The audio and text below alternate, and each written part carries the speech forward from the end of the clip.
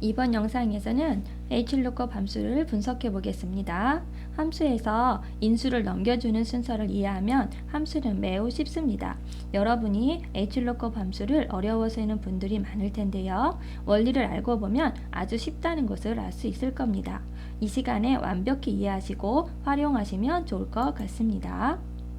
HLOOKUP에서 H라고 하는 것은 horizontally 약자로 가로로 또는 수평으로라는 뜻이죠.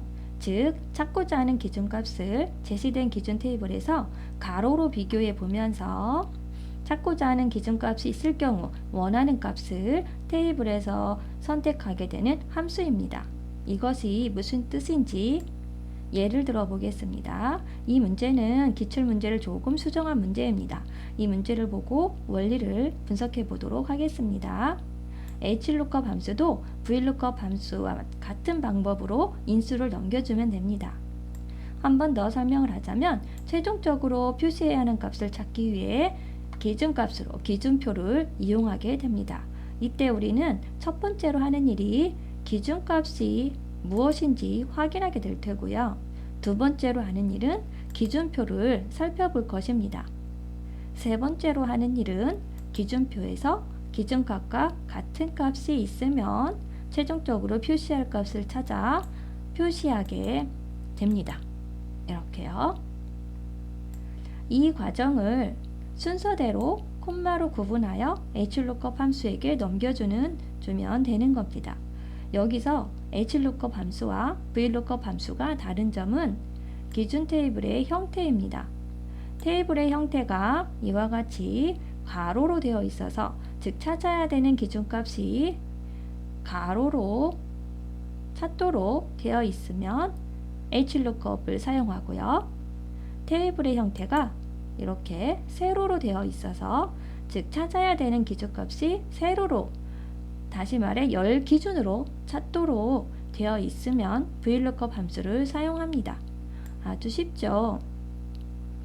마지막으로 옵션 값인 true 또는 false를 선택하면 하면 되는데요.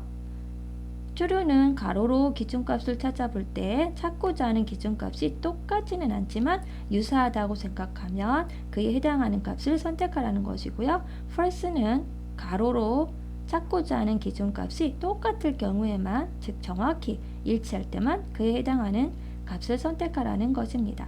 자, 그래서 함수식을 살펴보면 이와 같은데요. HLOOKUP 함수를 불렀고요. 함수를 의미하는 뜻으로 괄호를 묶어준 것이고요. 여기에 첫 번째로 왼쪽에 표에서 찾을 기준이 되는 학과 코드를 클릭을 했고요. 두 번째로 데이터를 검색하고 추출하려는 테이블을 선택하면 되고요. 이렇게요. 여기에서 주의할 점이 있는데요.